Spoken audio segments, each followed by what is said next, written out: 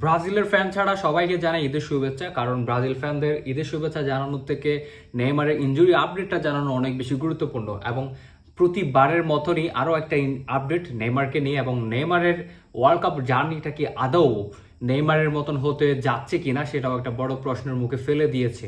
কারণ নেইমারের রিসেন্ট একটা ইনজুরি আপডেট, যেই ইনজুরি সেটা হচ্ছে নেইমার মাসেল ইনজুরির কারণে সে 2 থেকে 3 সপ্তাহের মতন মাঠের বাইরে থাকবে। এবং মাঠের বাইরে যদি 2 থেকে 3 সপ্তাহের মতন সে থাকে তাহলে তার ফ্রেন্ডলি ম্যাচটা মিস করবে, এবং খুব সম্ভবত ব্রাজিলের হয়ে প্রথম ম্যাচটাও সে মিস করতে যাচ্ছে, এটা 100% শিওর। আমরা এই ধরনের নেইমারকে চাইনি ওয়ার্ল্ড কাপের জন্য। দুর্ভাগ্যবশত এই ছেলেটার কেরিয়ারটা আমরা যেরকম করে ফ্যানরা চেয়েছিলাম, বেসিক্যালি আমি নেইমার ফ্যান নই সেভাবে করে, তবে অ্যাজ এ ফুটবলার হিসেবে নেইমারকে আপনি কখনো হেট করতে পারবেন না, কারণ রিয়েল ফুটবলের যেটা সৌন্দর্য সেটা আপনি নেইমার থেকেই উপভোগ করেছেন, এবং তার জন্য আপনি নেইমারকে হেট করতে পারবেন না জীবনেও।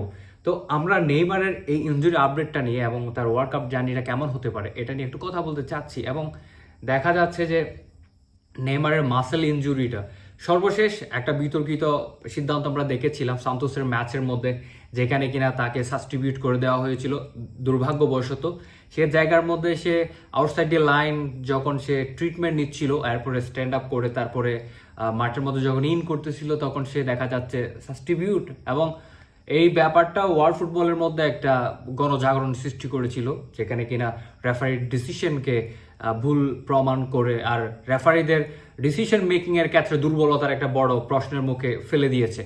আমরা সেদিকে যাচ্ছি না, তবে নেইমারের ওয়ার্ল্ড কাপের যে ব্যাপারটা, এই ব্যাপারটার দিকে তো আমাদেরকে অবশ্যই যেতে হবে, কারণ নেইমারের মতন একজন খেলোয়াড় যারা কিনা হয়তো বা 2026-এর ওয়ার্ল্ড কাপের মধ্যে লাস্ট ডান্সটা তারা করতে যাচ্ছে, যেরকম করে মেসি, যেরকম করে রোনালদো, যেরকম করে আপনার এই যে লোকা মদ্রিচ, তারা যেরকম লাস্ট ওয়ার্ল্ড কাপ খেলছে, ঠিক তেমনই নেইমারের হাতেও লাস্ট চান্স ওয়ার্ল্ড কাপটা খেলার। এবং এই ওয়ার্ল্ড কাপের মধ্যে নেইমার কতটুকু ফিট এবং কতটুকু ফিট নেইমারকে আমরা উপভোগ করতে যাচ্ছি সেটাও তো একটা অবভিয়াসলি বড় প্রশ্ন। নেইমারকে ফিট থাকার ক্ষেত্রে তো সচেতন থাকা উচিত, আমরা সেটাও খুব ভালো মতন করেই জানি, কিন্তু দুর্ভাগ্যবশত তাকে আবারও ইনজুরির কবলে পড়তে হলো, যেখানে মাসেল ইনজুরির কারণে তার 2 থেকে 3 সপ্তাহ পর্যন্ত একটা ইনজুরি আপডেট, এবং ব্রাজিল হয়ে প্রথম ম্যাচটা মিস করবে। এই ছেলেটার কেরিয়ারটা যেরকম করে হওয়া উচিত সেরকম করে হয়নি, এবং হয়তোবা ফুটবল বিধাতা চায়নি যে তার কেরিয়ারটা এভাবে করে সুন্দর এবং মসৃণভাবে যাক। এবং মেসি এবং রোনালদোর এরাতে একমাত্র ফুটবলার যেই কিনা মেসি এবং রোনালদোকে চোখে চোখ রাঙিয়ে কথা বলার মতন ওয়ার্ল্ড ফুটবলের থার্ড একজন ফুটবলার, যে কিনা মেসি এবং রোনালদোর দিকে এমনভাবে প্রতিযোগীমূলক আচার আচরণ করা স্টার্ট করছে ওয়ার্ল্ডের আর কোনো ফুটবলার পারেনি।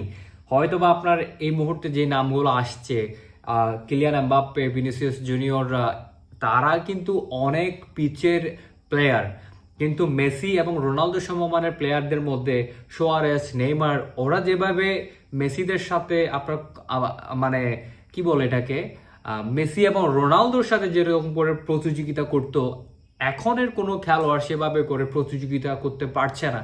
আপনি একটা জিনিস দেখেন, মেসি এবং রোনালদোর যুগের মধ্যে গোল্ডেন বুট জিতছিল আপনার লুইস সুয়ারেজ, এবং এটা অবশ্যই একটা আশ্চর্য বিষয়। হ্যাঁ, তারপরে আপনার এই যে নেইমার, যেই কিনা মেসি রোনালদোর যুগে এমনভাবে ফুটবলটাকে খেলেছিল যেখানে কিনা মেসি এবং রোনালদোকে কিছু কিছু জায়গায় পিছিয়ে ফেলে দিয়েছিল, এটা আপনাকে মানতে হবে। সেই নেইমার 2017 সালে যখন বার্সেলোনা ছেড়ে যখন প্যারিস সেন্ট জার্মানের মধ্যে যায়, তার কেরিয়ারটা সেভাবে করে হয়নি।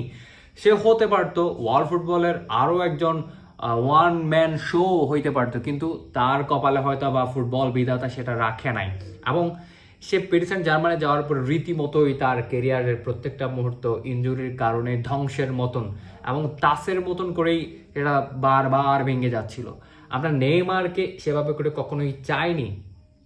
তবে একটা বিষয়, লাস্ট ওয়ার্ল্ড কাপ হিসেবে নেইমার ব্রাজিলের জন্য সর্বোচ্চটুকু দেওয়ার প্রতিশ্রুতি যেভাবে করে ফ্যানদেরকে দিয়েছিল, সেই নেইমার এখন যদি ফিট হয়ে যদি সে খেলতে না পারে তাহলে তার মতন দুর্ভাগ্য প্লেয়ার আর কোথাও নেই আমার মতে। এবং ব্রাজিল ফ্যানদের মধ্যে মিশ্র একটা প্রতিক্রিয়া আছে, যেমন এই যে নেইমারকে স্কোয়াডের মধ্যে রাখা সেটা কতটুকু যুক্তিযুক্ত, এবং নেইমার আদৌ কি ব্রাজিল দলের মধ্যে চান্স পাবে কিনা এটা আসলে কতটুকু গ্রহণযোগ্যতা রাখে, এটা এই দুইটা ভাগে ভাগ হয়ে গেল ফুটবল ফ্যানরা। তবে নেইমার যেমনই হোক, আমি নেইমারের পক্ষেই, কারণ নেইমারের মতন প্লেয়ারকে আপনি কখনোই ফর্মের হিসাব দিয়ে বিচার বিবেচনা করতে পারবেন না। নেইমার এমন একটা খেলোয়াড়, ফর্মে থাকলেও ম্যাচের অবস্থান পরিবর্তন করে দিতে পারে, নেইমার ফর্মে না থাকলেও ম্যাচের অবস্থান পরিবর্তন করে দেওয়ার ক্যাপাবিলিটি রাখে, কারণ সে নট অনলি গোল স্কোরার, সে এমন একটা প্লেয়ার যে কিনা আপনার মিট তারপর play making, creativity, dribbling, goal scoring ability, chance create, মানে অনেক কিছু সমন্বয়ে নেইমার। এবং নেইমারের মতন এমন ভার্সাটাইল প্লেয়ার যার মধ্যে দুই পায়ে সমান পারদর্শী এবং দুই পায়ে সমানভাবেই চলে নেইমারের। তো নেইমারের মতন প্লেয়ারকে আপনি কখনো ফর্মের মানদণ্ডে আপনি বিচার বিবেচনা করতে পারবেন। আমি পার্সোনালি নেইমারকে যখন থেকে দেখে আসছি 2013 সাল থেকে এবং এখনো পর্যন্ত, নেইমারকে একদিনের জন্য আমি মানে ডেনাই করি নাই। নেইমার ম্যাচের মধ্যে থাকলে আপনি যে কোনো মুহূর্তে আপনার দলের সাইডে আপনার রেজাল্টটা নিয়ে আসতে পারবেন, নেইমার যদি আপনার দলের মধ্যে থাকে। তো সেই নেইমারকে ব্রাজিল স্কোয়াডের মধ্যে ফিট থাকতে হবে, সেটা অনেক চাওয়া পাওয়া, এবং ব্রাজিলের প্রত্যেকটা ভক্তরা নেইমারকে ফিট চাচ্ছে। কিন্তু এই নেইমারকে ফিট থাকার পিছনে তো বড় একটা অবদান রাখতে হবে তার নিজের প্রতি। আমি একটা জিনিস বুঝি না, এত সচেতন থাকার পরেও একটা মানুষ কিভাবে এত ইনজুরির মধ্যে পড়ে। এটা কি আসলেই কি তার ফিটনেস ট্রেনার বলেন, তার ফিজিও বলেন, এদের আসলেই কি কোনো ল্যাগিংস, নাকি নেইমারের নিজের যে ফিটনেস যেটা, এটাতে আসলে কোনো ধরনের কোনো ঘাটতি আছে? আমি এই মানুষটাকে দেখে বারবারই কিছুটা হতাশ হচ্ছি যে এই খেলোয়াড়টা হতে পারতো ওয়ার্ল্ড ফুটবলের আরও একটা নক্ষত্র, উজ্জ্বল নক্ষত্র। সে কালের বিনিময়ে এমনভাবে হারিয়ে গেল যে ধ্রুবতারার মতন জ্বলে উঠে আবারও সে নিস্তেজ হয়ে গেল। এবং আমরা কখনোই ইনজুরি কবল নেইমারকে পছন্দ করব না। এবং ওয়ার্ল্ড কাপের মধ্যে আর যাই হোক, সে 2014 সালে নেইমারের ব্রাইট পারফরমেন্স এবং ইনজুরির পর থেকে নেইমারের আর ব্রাজিল স্কোয়াডের মধ্যে এই ধরনের সুদিন ফিরিয়ে আনার মতন পারফরমেন্স আমরা দেখি নাই। 2014 বিশ্বকাপে নেইমার যেভাবে হট ফ্যান বেজ ক্রিয়েট করেছিল, এটা ধারাবাহিকতা নেইমার পরবর্তী ওয়ার্ল্ড কাপের মধ্যেও চেষ্টা করেছিল, কিন্তু সাকসেসফুলি তার রেজাল্টটা সে বের করে আনতে পারেনি। সে ব্রাজিলকে ফাইনালের মধ্যে নিয়ে যেতে পারে নাই, সে ওয়ার্ল্ড কাপের ফাইনাল খেলতে পারে নাই, কোপা আমেরিকার মধ্যেও রানার্স আপ হইতে হয়েছিল আর্জেন্টিনার সাথে।